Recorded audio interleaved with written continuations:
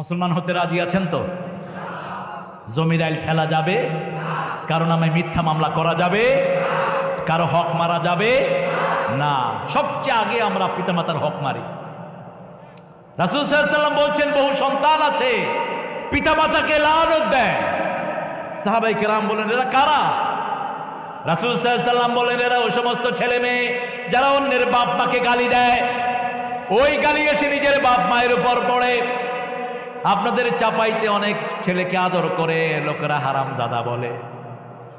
আমি দেখেছি এক আলেম বলছে, হারামজাদা ভালো আছিস? মানে এটা কোনো কথা হলো ভাই? আদর করে কহেছি গো। আরে আদর করে কহিবেন কেন গো? আদর করে আপনি ভালো কথা বলেন।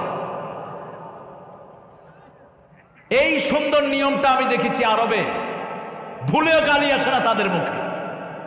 কাবা ঘরে ঢুকছে দুজন মানুষ, একজনের সাথে আরেকজনের ধাক্কা লাগলো।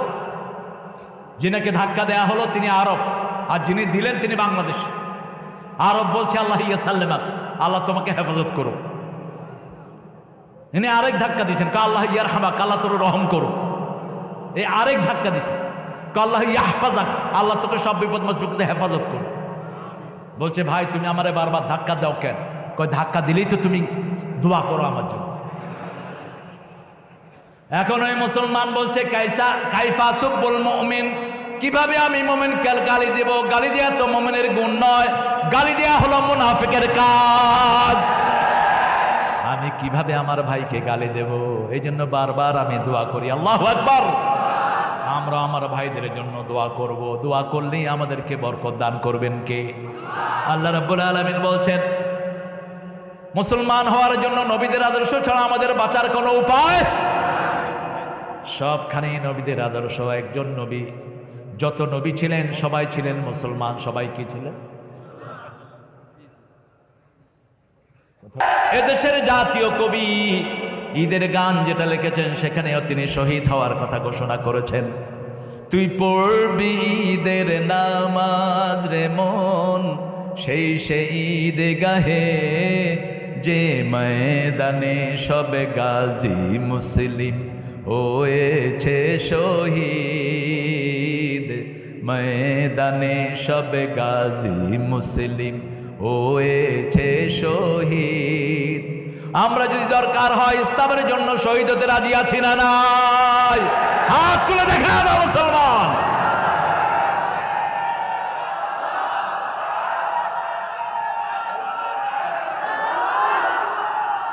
আল্লাহ সবাইকে কবুল করুন। আরো চিৎকার করে বলি আমিন। এই সুন্দর ভালোবাসার দেশ, ইসলামের ভালোবাসার দেশ পৃথিবীতে আর দ্বিতীয়টি নাই। সাম্প্রদায়িকতার সর্বশ্রেষ্ঠ নিদর্শন এই বাংলাদেশ। একই মাঠে তাফসীর হয়, হিন্দু ভাইদের পূজা চলে, কোনো সমস্যা হয় না। এটার নাম হলো বাংলাদেশ। আলহামদুলিল্লাহ বলেন। আমরা এই দেশের জন্য যেমন জান দিয়েছি, ঠিক তেমনি ইসলামের জন্য জান দিতে রাজি আছি না নাই?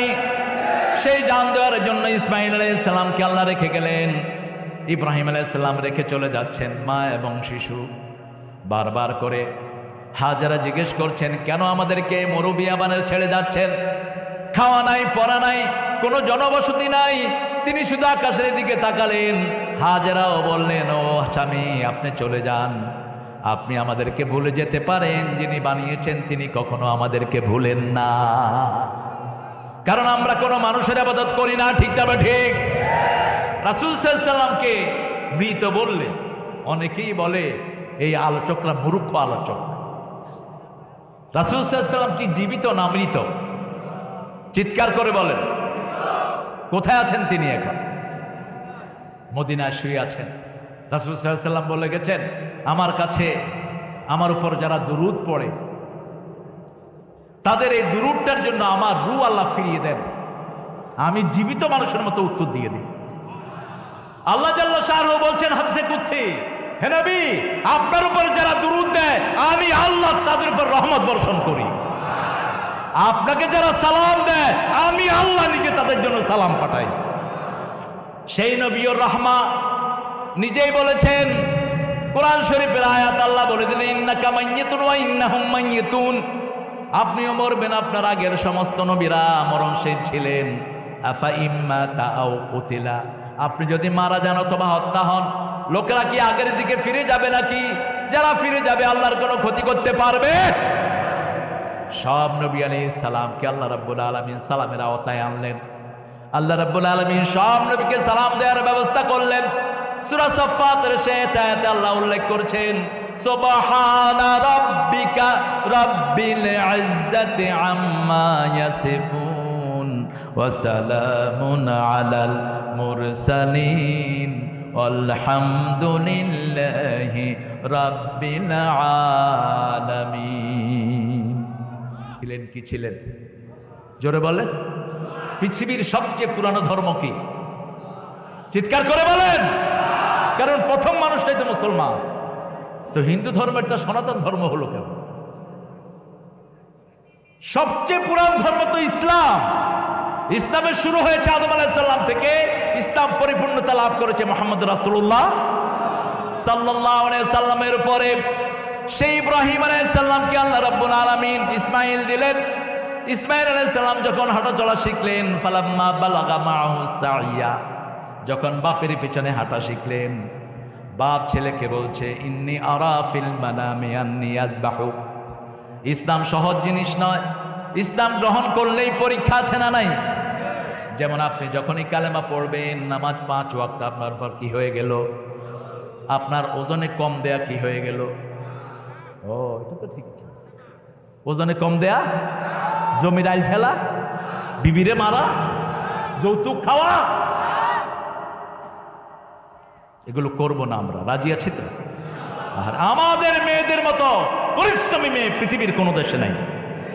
আমাদের বাংলাদেশের মেয়েদের মতো ভালো মেয়ে, পরিশ্রমী মেয়ে পৃথিবীর কোনো দেশে নেই।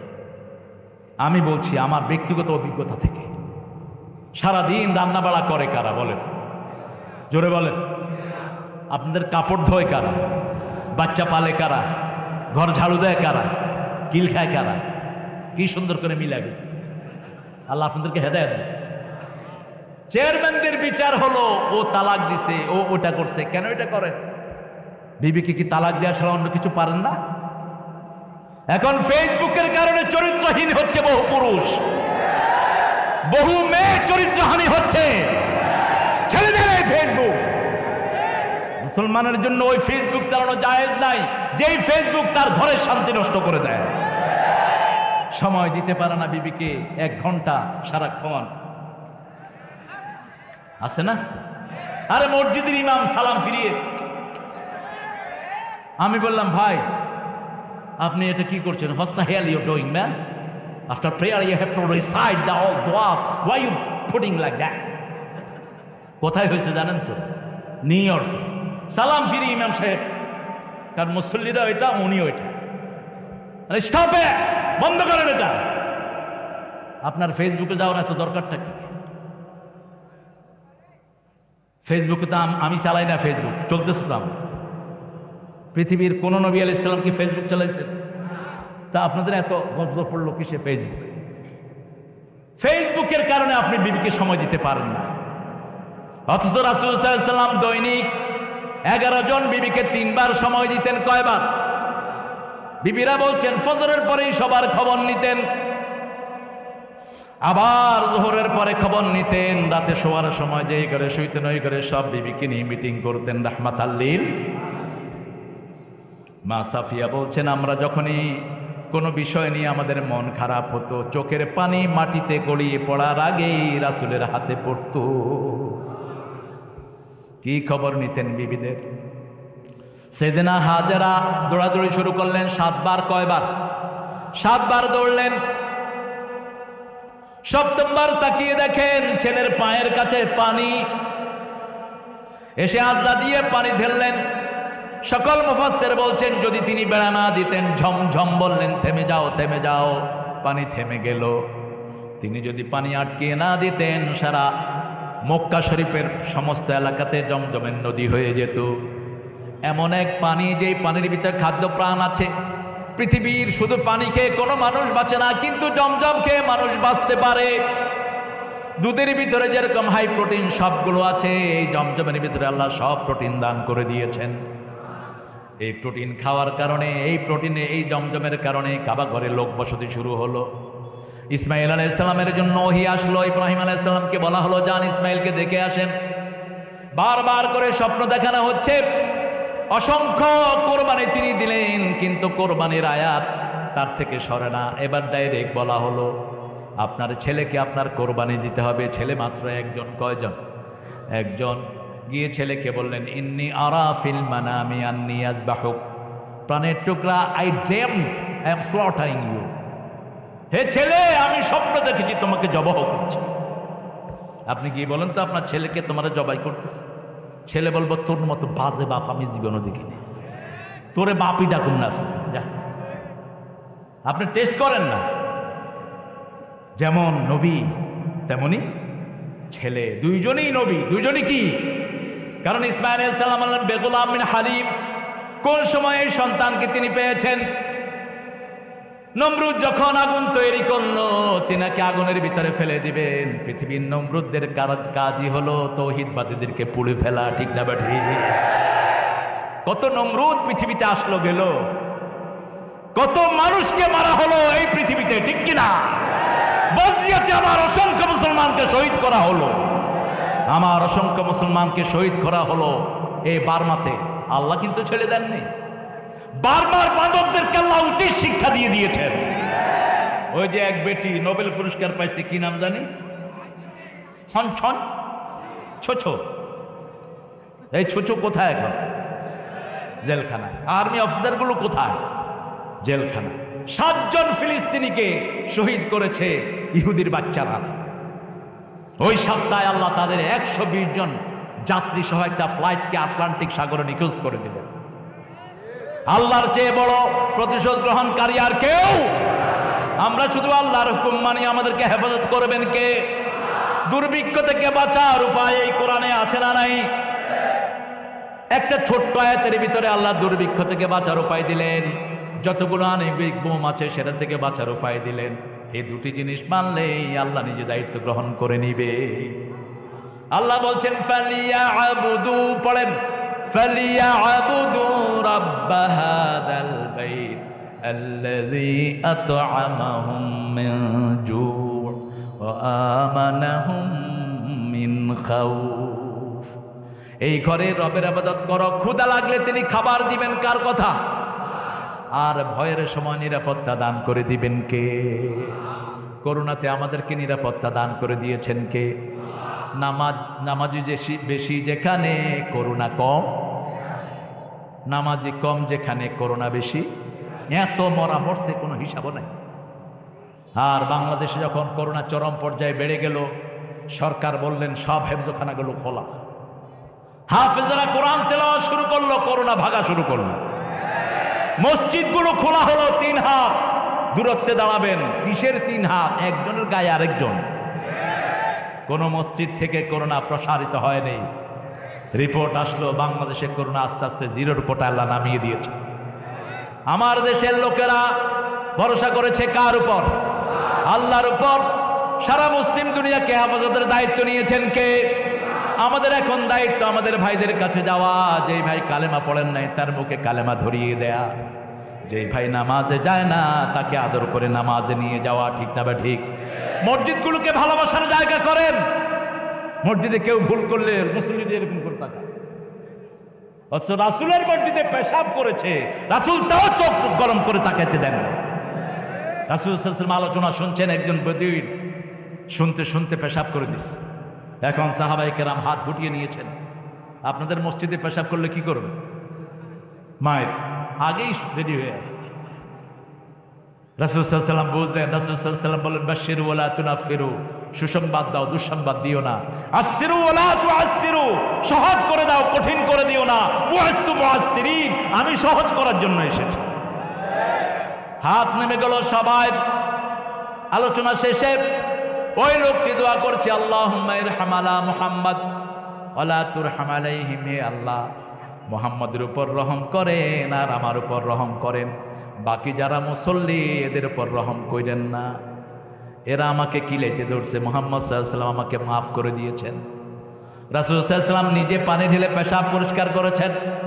সেই নবী ও রাহমার মাধ্যমে আমরা জেনেছি সাইয়েদনা ইব্রাহিম আলাইহিস সালাম যখন ছোট্ট ইসমাইলকে বলছেন তোমাকে আমি জবাহ করেছি, কোন ইসমাইলকে তিনি পেলেন? আগুনের দিকে যাচ্ছেন, তিনি বলছেন রাব্বি হাবলি সালিহান, হে আল্লাহ আমাকে একটা নেক সন্তান দান করেন। যারা সন্তান পান না কোনো মাজারে যেন না যান, কোনো ভণ্ডর কাছে যেন না যান। অমুক হুজুর আমাকে সন্তান দিবে, অমুক দরবার সন্তান দিবে, পেয়েছেন কোথায় এগুলো? একটা দরবার সব কিছু দিতে পারে, সেটা কার? সেটা কার? সব দরবার ছেড়ে এক দরবার মুখী হয়। তরিকার কোনো অভাব নেই, একটা তরিকা নাজাতের তরিকা। সেটা কোন তরিকা? তরিকা মুহাম্মদ সাল্লাল্লাহু মা আনা আলাইহি আসহাবি, আমি যেটার উপরে আছি, আমার সাহাবায়ে কেরাম যেটার উপর আছে, এটাই জান্নাতে চলে যাবে। আল্লাহ তৌফিক দান করুক। আরো জোরে বলি আমিন। আল্লাহ বললেন ফাবাশশারনাহু বিগুলামিন হালিম, এমন চরম ধৈর্যশীল সন্তান তোমাকে দান করেছি, যেই সন্তান দ্বিতীয়টি দুনিয়াতে আর কেউ হবে না। আল্লাহ নিজের সিফতি নাম তাকে উপহার দিয়ে দিলেন হালিম। আল্লাহ রাব্বুল আলামিন নিজের সিফতি নাম কয়েকজন নবীর জন্য ব্যবহার করলেন। রাসূল সাল্লাল্লাহু আলাইহি ওয়াসাল্লামের জন্য ব্যবহার করলেন আযীম, ওনার চরিত্রের জন্য। ইন্নাকা লা আলা খুলুকিন আযীম। আবার রাউফুর রাহিম, বিল মুমিনিনা রাহিমা, কয়েকটি গুণ রাসূল সাল্লাল্লাহু আলাইহি ওয়াসাল্লামের জন্য দিলেন। আর ইব্রাহিম আলাইহিস সালামের ছেলে ইসমাঈল আলাইহিস সালামের জন্য হালিম, ইসহাক আলাইহিস সালামের জন্য বেগুলামিন আলিম। ইসমাঈল আলাইহিস সালাম যখনই বললেন ফানজুর মাযা তারা সাতাজিদুনি ইনশাআল্লাহু মিনাস সাবিরিন, আপনি যা স্বপ্ন দেখছেন বাস্তবায়ন করেন, আমাকে ধৈর্যশীল পেয়ে যাবেন। ঘটনা জানা আছে আপনাদের সবার। ছুরি নিয়ে চোখ বন্ধ করে ছেলের গলা ছুরি চালাচ্ছে। আল্লাহ রাব্বুল আলামিন উপরে থেকে আওয়াজ দিচ্ছেন কাদ সাদ্দাক্তার রুইয়া ইয়া ইব্রাহিম, হে ইব্রাহিম তুমি তোমার স্বপ্ন সত্যে রূপান্তরিত করে ফেলেছো। আরো আসতে বলেন সুবহানাল্লাহ। এখন যদি আপনাকে বলা হয় সন্তান আল্লাহর রাস্তায় কোরবানি করো, পারবেন কি? অসম্ভব, পারবেন না। এই যে কোরবানির জানোয়ারের গলায় ছুরি লাগাচ্ছেন, এই ছুরি লাগিয়ে আপনাকে স্থির করতে হবে আমার প্রিয় জিনিস আমার নয়, সব কার? সব কার? আল্লাহর জন্য যদি কোরবানি করতে পারি আমার দুনিয়াও সফল, আখিরাতও। এখান থেকে রাসূল 5 ওয়াক্ত নামাজে পড়তেন কুল ইন্না সালাতি, পড়েন কুল ইন্না সালাতি ওয়া নুসুকি ওয়া মাহইয়ায়া ওয়া মামাতি লিল্লাহি রাব্বিল আলামিন ওয়া বিযালিকা উমিরতু ওয়া আনা আউয়ালুল মুসলিমিন। আল্লাহু আকবার। আমরা যেন মুসলমান হতে পারি, আল্লাহ তৌফিক দান করেন। মুসলমান হওয়া ছাড়া কোনো উপায় নাই। এই মুসলমান হওয়ার জন্য 5 ওয়াক্ত নামাজ কোথায় পড়ব? আজকে থেকে ওয়াদা করব আর নামাজ ছেড়ে দেব না। রাজি আছে? একটু হাত তুলে দেখান তো প্রিয় ভাইয়েরা, কারা কারা রাজি? আল্লাহ কবুল করুক। আরো চিৎকার করে বলি আমিন। হাতগুলো নামায়, নামাজগুলো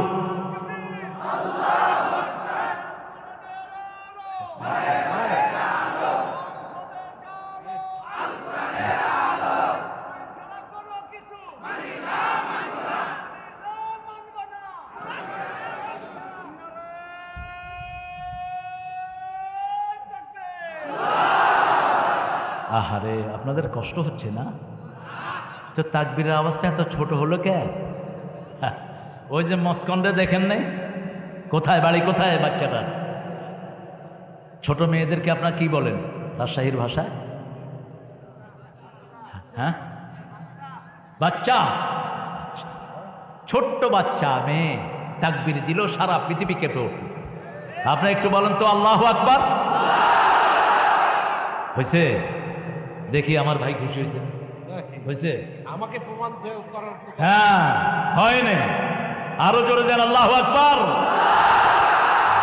আল্লাহ কবুল করো। মুসলমান হতে রাজি আছেন তো? জমির আইল ঠেলা যাবে? কারো নামে মিথ্যা মামলা করা যাবে, কারো হক মারা যাবে না। সবচেয়ে আগে আমরা পিতামাতার হক মারি। রাসূল সাল্লাল্লাহু আলাইহি ওয়াসাল্লাম বলছেন বহু সন্তান আছে পিতামাতাকে লানত দেয়। সাহাবায়ে কেরাম বলেন এরা কারা? রাসূল সাল্লাল্লাহু আলাইহি ওয়াসাল্লাম বলেন এরা ওই সমস্ত ছেলে মেয়ে যারা অন্যের বাপ মাকে গালি দেয়, ওই গালি এসে নিজের বাপ মায়ের উপর পড়ে। আপনাদের চাপাইতে অনেক ছেলেকে আদর করে লোকেরা হারামজাদা বলে। আমি দেখেছি এক আলেম বলছে হারামজাদা ভালো আছিস। মানে এটা কোনো কথা হলো ভাই? আদর করে কহিছি গো। আরে আদর করে কহিবেন কেন গো? আদর করে আপনি ভালো কথা বলেন। এই সুন্দর নিয়মটা আমি দেখেছি আরবে, ভুলেও গালি আসে না তাদের মুখে। কাবা ঘরে ঢুকছে দুজন মানুষ, একজনের সাথে আরেকজনের ধাক্কা লাগলো। যিনাকে ধাক্কা দেয়া হলো তিনি আরব, আর যিনি দিলেন তিনি বাংলাদেশ। আরব বলছে আল্লাহ ইয়া সাল্লামাক, আল্লাহ তোমাকে হেফাজত করো। ইনি আরেক ধাক্কা দিচ্ছেন, আল্লাহ ইয়ার হামাক, আল্লাহ তোর রহম করো। এই আরেক ধাক্কা দিচ্ছেন, আল্লাহ ইয়াহফাজাক, আল্লাহ তোকে সব বিপদ মুসিবত হেফাজত করো। বলছে ভাই তুমি আমারে বারবার ধাক্কা দাও কেন? কয় ধাক্কা দিলেই তো তুমি দোয়া করো আমার জন্য। এখন ওই মুসলমান বলছে কাইফা সুব্বুল মুমিন, কিভাবে আমি মুমিনকে গালি দেব? গালি দেয়া তো মুমিনের গুণ নয়, গালি দেয়া হলো মুনাফিকের কাজ। আমি কিভাবে আমার ভাইকে গালি দেব? এই জন্য বারবার আমি দোয়া করি আল্লাহু আকবার। আমরা আমার ভাইদের জন্য দোয়া করব, দোয়া করলেই আমাদেরকে বরকত দান করবেন কে? আল্লাহ রাব্বুল আলামিন বলছেন মুসলমান হওয়ার জন্য নবীদের আদর্শ ছাড়া আমাদের বাঁচার কোনো উপায়। সবখানে নবীদের আদর্শ। একজন নবী, যত নবী ছিলেন সবাই ছিলেন মুসলমান। সবাই কি ছিলেন? গজলের জন্য তো আমার ভান্ডে অনেক গজল, আমি গজলেরই লোক, আমার ধার করে গজল গাইতে হয় না। তবে গজল শুধু আমাদের প্রতিপাদ্য হওয়া উচিত নয়। আমরা কোরআন বোঝার সাথে সাথে যদি কিছু আসে সেটা আমরা গজল বলবো, ঠিক কিনা? কিন্তু উঠেই শুধু গজল আর গজল, তো তুমি গজল গাইতে আসছো নাকি? গজল আর তাফসীর তো এক জিনিস না। মুসলমান হতে রাজি আছেন তো? মুসলমান কখনো আরেকজনের জমির আইল ফেলতে পারে? মুসলমান কখনো কাউকে গালি দিতে পারে? পিতামাতার গায়ে হাত তুলতে পারে? আজকে এগুলো সমাজে আছে না নাই? বিবির গায়ে হাত তোলেন, রাসূল বলেছেন গালিও দিতে পারবা না, আপনি হাত তোলেন কেমনে? কিভাবে আপনি হাত তোলেন? রাসূল সাল্লাল্লাহু আলাইহি ওয়াসাল্লাম বলছেন কোন মেয়েকে গালি দিও না, আমি সব মেয়েদের বাবা। লা তাসুবুল বানাত ইন্নী আবুল বানাত। রাসূল সাল্লাল্লাহু আলাইহি ওয়াসাল্লাম বলেছেন তিনটা জিনিস আমার সবচেয়ে প্রিয়। প্রথম হলো সুগন্ধি। প্রথম কি? সুগন্ধি। মসজিদে আসতে সুগন্ধি নিয়ে আসেন। যে মেয়েরা বাহিরে বের হওয়ার সময় সুগন্ধি লাগায়, রাসূল বলেছেন এদের আমলনামায় জিনার গুনাহ উঠবে। মেয়েরা যেন বাহিরে বের হওয়ার সময় সুগন্ধি না লাগায়। পুরুষেরা সুগন্ধি লাগাবে, মসজিদে আসতে সুগন্ধি লাগাবে, সবচেয়ে ভালো কাপড় পরবে। কারণ আমার আল্লাহ বলছেন খুযু যিনাতাকুম ইনদা কুল্লি মসজিদ, প্রত্যেক মসজিদে যাওয়ার সময় সবচেয়ে সুন্দর জামা পরো। মসজিদে আসলেই মুসলমান, না আসলে কাফের এবং মুশরিক। আজান দেওয়ার পরে মসজিদ থেকে যে সরে যায়, রাসূল সাল্লাল্লাহু আলাইহি ওয়াসাল্লাম বলছেন কিতাবুস সালাত মিশকাত। রাসূল সাল্লাল্লাহু আলাইহি ওয়াসাল্লাম বলছেন সরি কোনো কারণ ছাড়া যে মসজিদ থেকে বেরিয়ে যায় সে মুনাফিক। অনবরত যারা জামাতে আসে না তারা মুনাফিক। ফজর এবং এশায় যারা আসে না তারা মুনাফিক। আমরা নেফাকি থেকে বেরিয়ে আসবে। এখন রাসূল সাল্লাল্লাহু আলাইহি ওয়াসাল্লাম বলছেন 40 ওয়াক্ত নামাজ যদি ইমামের পিছনে 40 ওয়াক্ত নামাজ যদি এক নাগাড়া তুমি তাকবীরে উলা সহ পড়ো, তুমি মুমিন। তোমার আমল নামায় কোনো মুনাফিকি থাকবে? এক ওয়াক্ত মিস করতে পারবেন না। কয় ওয়াক্ত? কয় ওয়াক্ত? 40 ওয়াক্ত। ইমাম বলবে আল্লাহু আকবার, আপনিও বলবেন আল্লাহু আকবার। রাসূল সাল্লাল্লাহু আলাইহি ওয়াসাল্লাম বলছেন যারা 5 ওয়াক্ত মসজিদে যায় তাদের জন্য মসজিদটাকে সাজিয়ে দেন কে? আল্লাহ। আল্লাহ জান্নাতের মেহমানদারি তাদের জন্য সাজিয়ে দেন। এখন মসজিদে যারা যায় তাদেরকে আমি বুকে টেনে নিব, কোনো ঝামেলা সৃষ্টি করব না। হয়তো হাতে কেউ বানতে ভুল করছে, কেউ তাসবিহ ভুল করছে, আমি তাকে সহি করিয়ে দিব, ঠিক না বা ঠিক? কিন্তু তাকে মসজিদ থেকে আমি বের করব না, কারণ মসজিদে গেলেই জান্নাতের দুয়ারের ভিতরে ঢুকলো, ঠিক না বে ঠিক? মসজিদ আছে যেখানে রহমত আছে। এখন আমরা মসজিদের মধ্যে ভাগ করছি, এটা হলো সালাফি মসজিদ, এটা হলো আহলে হাদিস মসজিদ, এটা হলো হানাফি মসজিদ। হানাফিরা অবশ্য এটা লেখে না, কিন্তু আপনারা আহলে হাদিস সালাফি এটা লিখলেন কেন? কেন লিখেছেন? এটা তো লেখা ইসলামে নাই। আপনি সারা মক্কাতে বের করুন তো একটা আহলে হাদিস মসজিদ, কোথায় থেকে পেয়েছেন এই টাইটেল? আন্নাল মাসাজিদা লিল্লাহ ফালা তাদউ মা আল্লাহি আহাদা। মসজিদ সবগুলোর মালিক আল্লাহ, কোনো টাইটেল হবে না মসজিদে। আমরা যেমন মক্কাতে সব ইমামের অনুসারীরা আমরা একসাথে নামাজ পড়ি, কোনো ভেদাভেদ নাই। মক্কার ইমামরা কেউ হাম্বলি, কেউ মালিকি, কেউ শাফি, ঠিক না ঠিক? কিন্তু আমরা সেখানে নামাজ পড়তে কোনো কুণ্ঠাবোধ করি। যদিও আমাদের দেশের কিছু কিছু ভাইয়েরা আছেন মনে করেন কাবা শরীফের ইমামের পিছনে নামাজ হয় না, ওদের মতো পোড়া কপাল, বদনসিব, হতভাগ্য, কুলেঙ্গার আল্লাহর জমিনে হতে পারে না। মক্কার ইমামের নামাজ না হলে কোন ইমামের নামাজ হবে? রাসূল সাল্লাল্লাহু আলাইহি ওয়াসাল্লাম বলেছেন কাবা এবং মদিনার ইমামরা কখনো নেফাকিতে জড়াবে না। সেখানে আলেমদের প্রশংসা করেছেন রাহমাতাল লিল। ঠিক তেমনি ভাবে আমাদের গোরো আযাব থেকে গুনাহগার পাইবে রেহাই, মসজিদেরই পাশে আমার খবর দিও ভাই, কোনো শক্তি নাই। আপনারা এত হাজার হাজার মানুষ যদি এই অবস্থা হয় আপনাদের গলার, একটু জোরে বলেন না। আমরা চাইবো কার কাছে? মুসলমান কার কাছে চাইবে? বাংলাদেশের লোক আল্লাহর কাছে চাই দেখি বাংলাদেশে নেয়ামত শুধু বাড়ছে আর বাড়ছে, ঠিক না ঠিক? এত নেয়ামতের দেশ, এত ছোট্ট জায়গাতে এত মানুষের বাস পৃথিবীর কোনো দেশে, এত ফলও কোনো দেশে নেই। আজকে আপনাদের এখানে আসতেছিলাম বানেশ্বরে, দেখলাম এত কলা, ওই কলা সারা দেশের লোক খাইলে আরো বেঁচে যাবে। আর আমের ফলন তো আপনারাই আমার চেয়ে ভালো জানেন। একই গাছে ল্যাংলা আছে না নাই? আশ্বিনী, ফজলি, কি অসাধারণ! একটা গাছে এত ডাইমেনশনের ফল কিভাবে হয়? দেন কে? কে দেন? আনতুম তাজরাউনাহু আম নাহনু যারিউন। তোমরা কি ফসল ফলাও না আমি আল্লাহ ফলায়া দেই। আনতুম আনজালতুমুহু মিনাল মুজনি আম নাহনুল মুনজিলুন। পানি কি আমি নাজিল করি না তোমরা নাজিল করো? মাইয়াতিকুম বিমাইন মাইন। মাটির নিচ থেকে কে বিশুদ্ধ পানি আমাদেরকে তুলে দেয়? সে আল্লাহ রাব্বুল আলামিন বলছেন দুনিয়াতে শুধু তোমরা আমার আমল মানার, আমার হুকুম মানার চেষ্টা করো, মৃত্যুর পরে আমি আল্লাহ তোমাদের মনের সব চাহিদা পূরণ করে দেব। দুনিয়াতে তোমরা শুধু চেষ্টা করো, মসজিদে যাও, অনেক ভুল ত্রুটি হয় কিন্তু ক্ষমা করে দিবেন কে? একজন লোক নতুন করে কালেমা পড়েছেন, মসজিদে গিয়েছেন, রাসূল সাল্লাল্লাহু আলাইহি ওয়াসাল্লামকে বলছেন ইয়া রাসূলুল্লাহ সাল্লাল্লাহু, আমি জানি না কিভাবে সালাত আদায় করতে হবে, আমি নতুন করে কালেমা পড়েছি। রাসূল সাল্লাল্লাহু আলাইহি ওয়াসাল্লাম বললেন তুমি সুবহানাল্লাহ আলহামদুলিল্লাহ পড়ো, অন্যরা সালাত পড়ে যা সওয়াব পায় আল্লাহ তোমাকে সেই সওয়াব দান করে দিবে। শুধু আমার ভাইদের একটা কাজ করতে হবে, যখনই কোনো মানুষকে মৃত্যুর মুখে দেখেন তার পাশে পড়তে হবে লা ইলাহা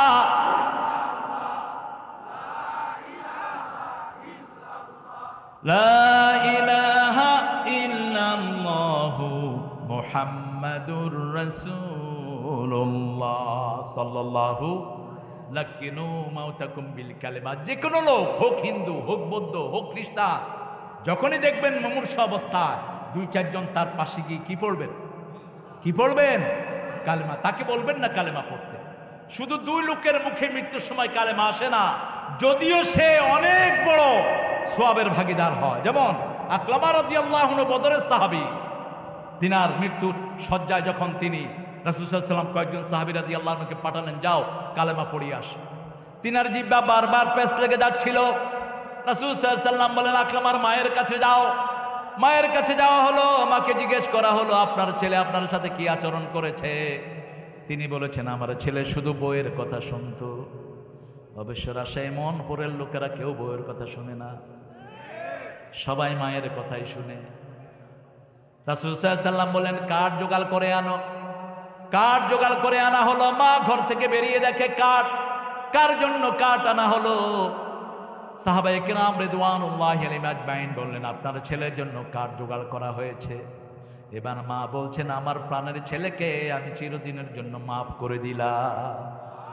এখানে মা মাফ করলেন, ঘরের ভিতরে আকরামা রাদিয়াল্লাহু আনহু পড়ছে লা ইলাহা ইল্লাল্লাহু মুহাম্মাদুর রাসূলুল্লাহ সাল্লাল্লাহু।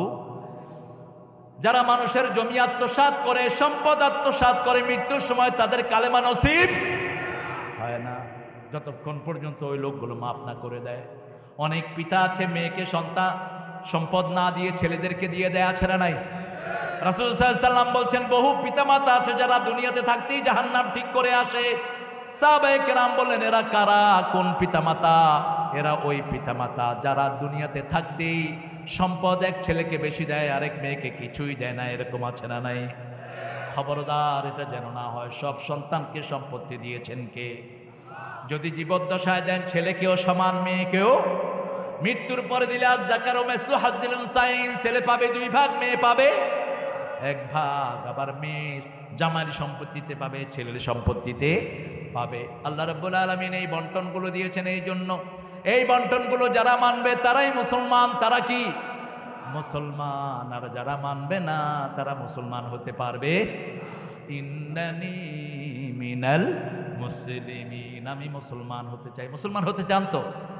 এখন সহজ সংজ্ঞা আল্লাহ রাব্বুল আলামিন দিচ্ছেন, মুমিন যারা তারাই মুসলমান। আবার রাসূল সাল্লাল্লাহু আলাইহি ওয়াসাল্লাম দোয়া শিখালেন, প্রত্যেক মরা লাশকে সামনে নিয়ে আমরা দোয়া করি আল্লাহুম্মা গফিরলি, পড়েন আল্লাহুম্মা গফিরলি হাইয়িনা ও মাইয়িতিনা ও শাহিদিনা ও গায়িবিনা ও সগীরিনা ও কাবীরিনা ও যাকারিনা ও উনসানা, আল্লাহুম্মা মান আহইয়াইতাহু মিন্না ফাহইহি আলাল ইসলাম ওয়া মান তাওয়াফাইতাহু মিন্না ফাতাওয়াফাহু আলাল ঈমান ইয়া আরহামার রাহিমিন।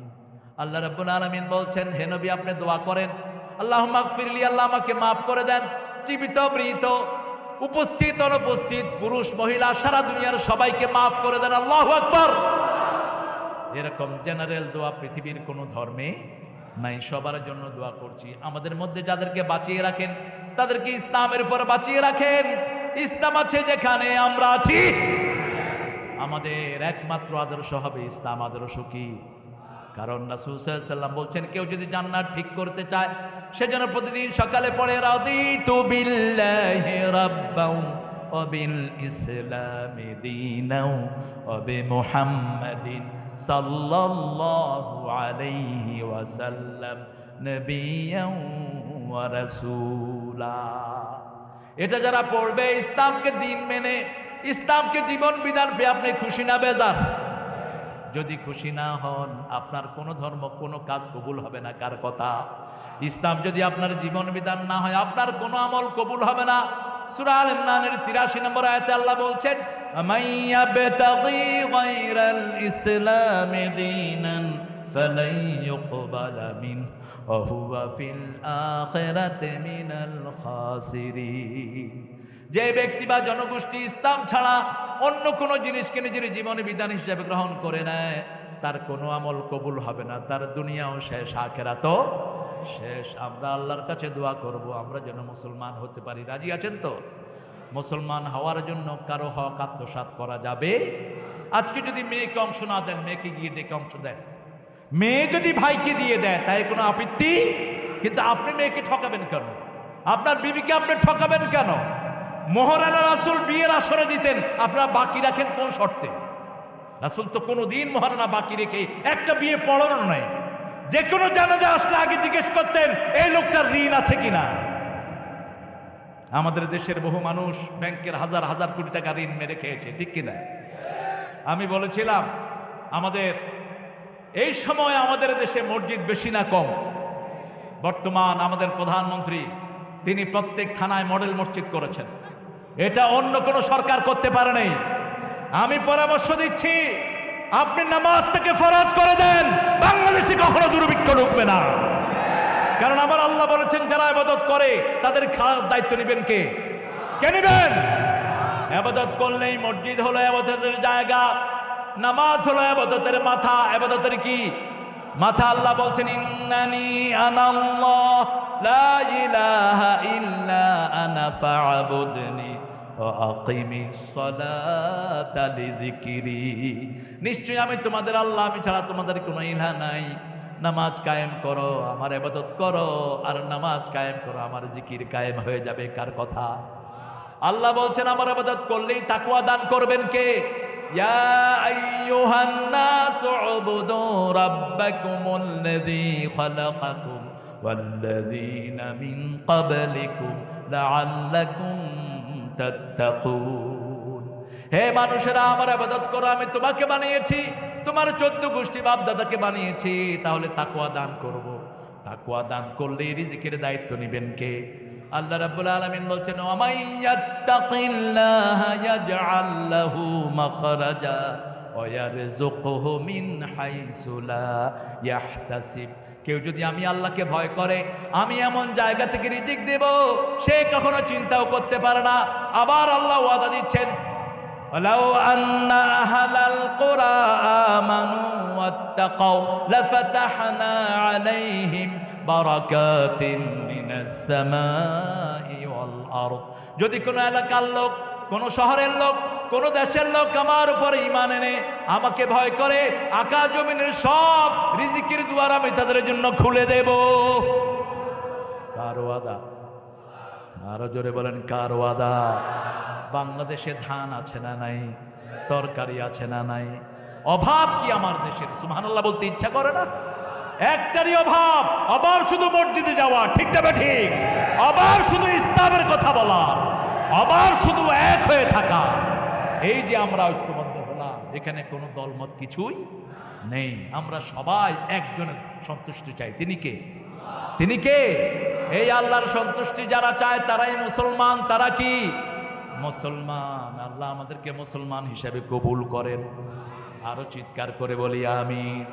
প্রত্যেক নামাজের আগে পড়বেন কুল ইন্না সালাতি, পড়েন কুল ইন্না সালাতি ওয়া নুসুকি ওয়া মাহইয়ায়া ওয়া মামাতি লিল্লাহি রাব্বিল আলামিন।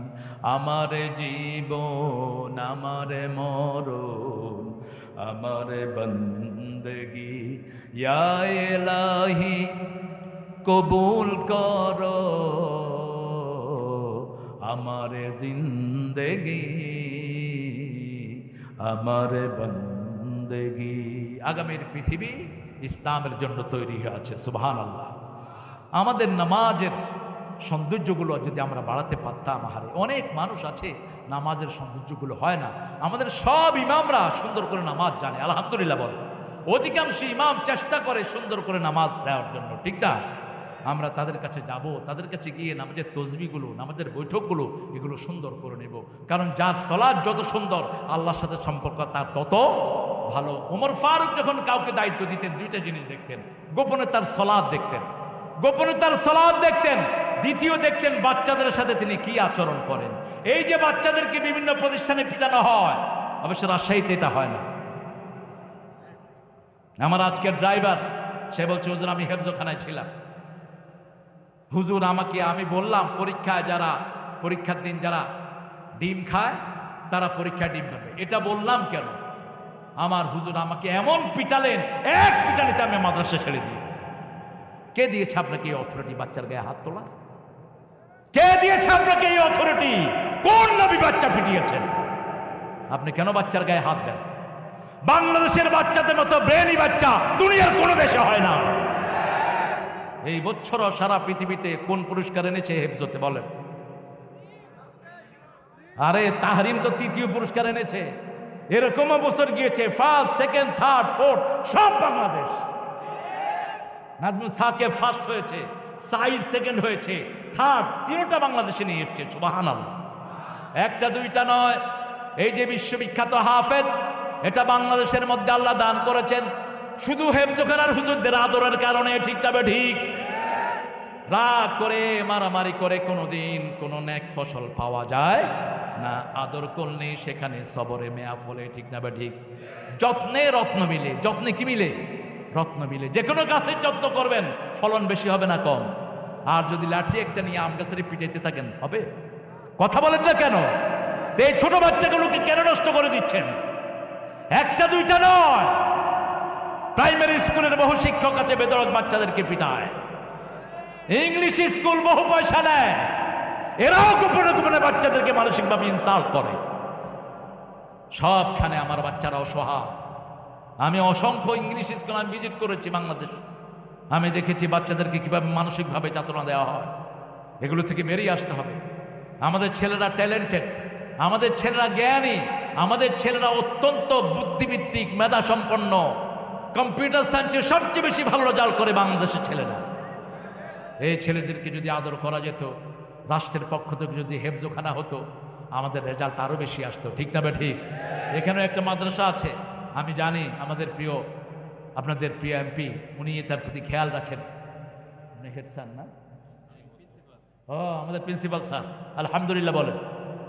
স্যাররা দেখেন আজকে কোরআনের বাগানে আমরা এসে হাজির হয়েছি। আমরা চাই, আমরা মুসলমান হয়ে মরতে চাই। ঠিক না বে ঠিক? মুসলমান হয়ে মরার জন্য প্রথম ইলা মানতে হবে কাকে?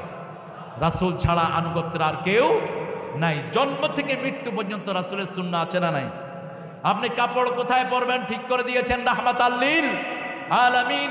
কিভাবে আপনি চুল আঁচড়াবেন, কিভাবে জুতা পরবেন, কিভাবে জামা পরবেন, কোন হাতে মানুষকে দিবেন, সব কিছু আল্লাহ রাব্বুল আলামিন বরাদ্দ করে দিয়েছেন। বিবিদের প্রতি কিভাবে ইনসাফ করবেন, ছেলেদের প্রতি কিভাবে ইনসাফ করবেন, প্রতিবেশী হিন্দু হোক বৌদ্ধ হোক, আপনি যদি মুসলমান হন আপনার কাছে দুঃখের কথা বলবে। রাসূল সাল্লাল্লাহু আলাইহি ওয়াসাল্লামের কাছে দুঃখের কথা বলতেন ইহুদিরা। ঠিক না বা ঠিক? রাসূল ঘর থেকে বেরিয়ে যাচ্ছেন, একজন ইহুদি রাসূলের কাছে ছুটে আসলো, এসে বলছে, ইয়া মুহাম্মদ সাল্লাল্লাহু, আমার ছেলেটা মারা যাচ্ছে, আপনি একটু আমার ঘরে আসেন।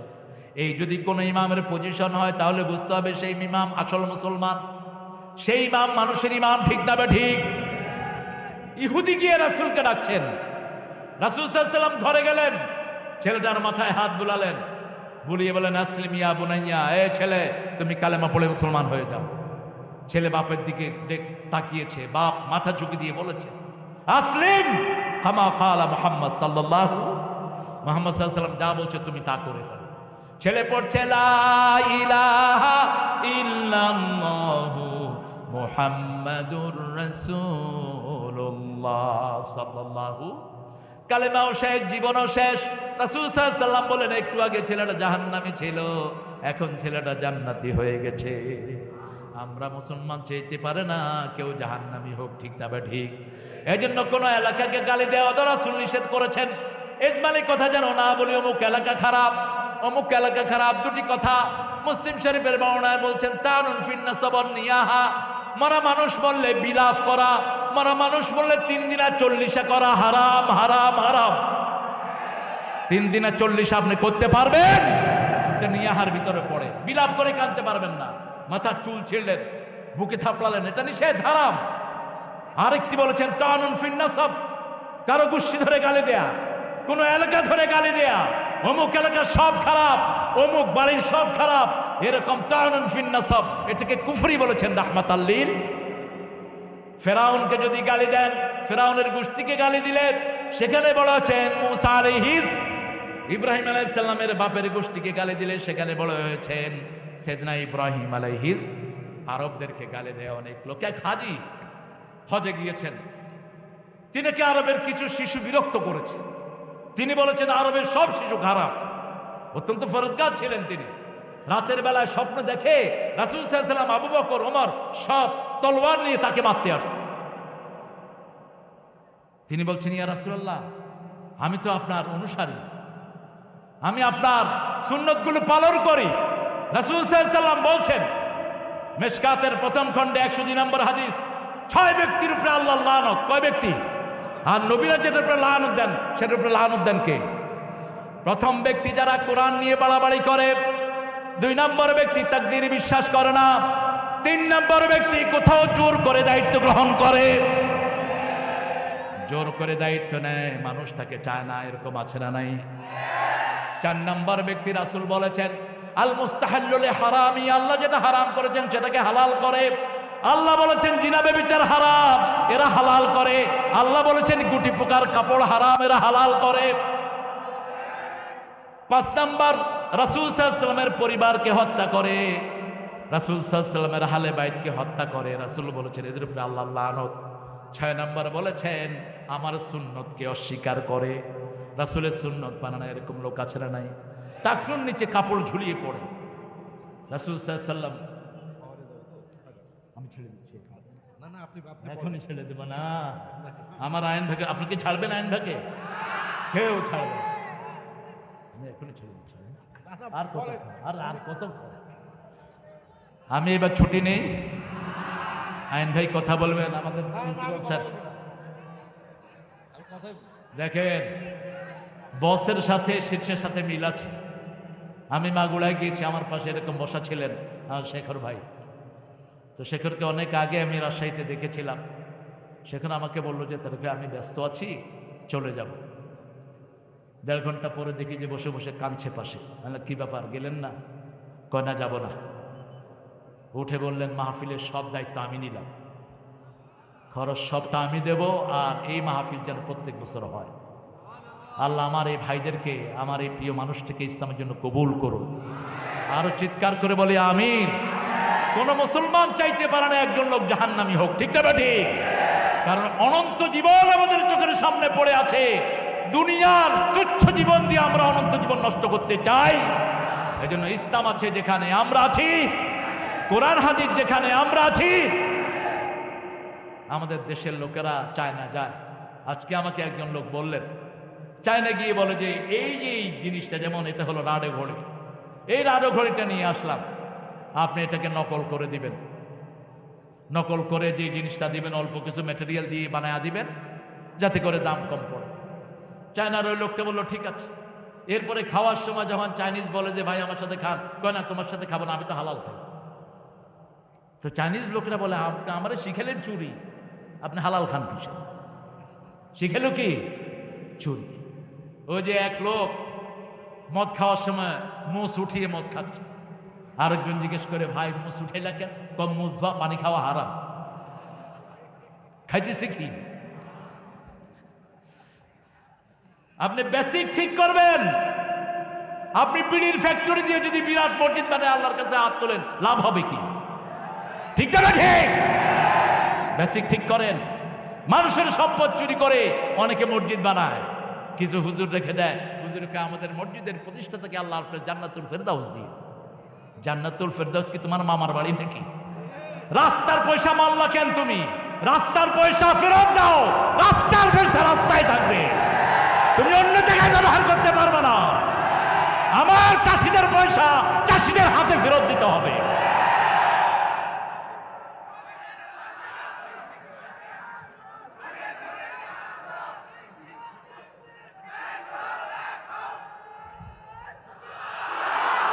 দেখেন ভাইয়েরা, বাংলাদেশের মতো সম্পদশালী দেশ পৃথিবীর একটা দেশও শুধু উত্তরবঙ্গে যা সম্পদ লুকিয়ে আছে, ওয়াশিংটন টাইম রিপোর্ট করেছে একটা, শুধু উত্তরবঙ্গের নিচে যা সম্পদ লুকিয়ে আছে, এই সম্পদ যদি বাংলাদেশের লোকেরা বের করতে পারে, সবচেয়ে দরিদ্র মানুষটি 15 থেকে 20 কোটি টাকার মালিক হয়ে যাবে। কি সম্পদ দিলেন? পাথরি কয়লা দিলেন, কয়লায় কোনো ময়লা নাই। এমন সম্পদ দিয়েছে, তরকারি বলেন, আলু বলেন, ক্ষীরা বলেন, টমেটো বলেন, কোনো কিছুর অভাব উত্তরবঙ্গে, রাজশাহীতে নাই। এত সম্পদ দিলেন কারণ একটাই আমি দেখি, এখানে এদেশের সব মানুষ বিপদে পড়লে একজনকেই ডাকে। কাকে ডাকে? আমি দেখেছি আমার প্রিয় হিন্দু সম্প্রদায়ের ভাইরা, বৌদ্ধ সম্প্রদায়ের ভাইরা যখন তুফান দেখে আল্লাহ ছাড়া কিছু বুঝে না। এই যে কক্সবাজারে যখনই 7 নম্বর সিগন্যাল হয়, বৌদ্ধরা কয় আর কিছু না জানি, মুসলমানরা বেগুন হইবে না, কয় আমরা যেটা কই এটা দিয়ে হবে না। মুসলমানরা আল্লাহ ডাকলেই আল্লাহ শুনে খুব তাড়াতাড়ি। আমার আল্লাহর নাম আল্লাহ, আল্লাহর নাম অন্য কিছু নয়, ঠিক না বা ঠিক? এই জন্য যখনই আমরা পড়ি লা ইলাহা ইল্লাল্লাহু মুহাম্মাদুর রাসূলুল্লাহ সাল্লাল্লাহু, জমিনের উর্বরা শক্তি বেড়ে যায়। এই জন্য আমরা প্রত্যেকেই রাতে শোয়ার আগে চিন্তা করবো, আমি মুসলমান আছি তো, আমি কারো জমির হক মারি নেই তো। কারণ রাসূল প্রত্যেক দিন ঘুমানোর সময় তিনি ওযু করতেন। কি করতেন? আপনার বিবিকে নিয়ে ওযু করবেন। সাহাবায়ে কেরাম বলতেন, রাসূলুল্লাহ আপনি নামাজের মতো ওযু করছেন, আপনি ঘুমাতে যাবেন। রাসূল সাল্লাল্লাহু আলাইহি ওয়াসাল্লাম বলতেন, আমি জানি না এটা আমার শেষ ঘুম হয়ে যায় কিনা। আমি যদি শেষ ঘুম হয়ে যায়, আমি আল্লাহর সাথে অজু অবস্থায় মিলিত হতে চাই। আবার সেই নবী ও রহমা বললেন, অজু অবস্থায় কেউ যখন ঘুমাতে যায়, তার রূহটাকে আল্লাহর আরশের সামনে সেজদা দেওয়ার অনুমতি দিয়ে দেয়। অজু অবস্থায় যখন কেউ ঘুমায়, সে যখন ডানে ফিরে, তার জন্য ফেরেশতারা মাগফিরাতের দোয়া করে, বামে ফিরলেও মাগফিরাতের দোয়া করে। আমরা 24 ঘন্টা মুসলমান থাকবো, কারণ এমন কোনো জায়গা নাই যেখানে মৃত্যু আসতে পারবে না।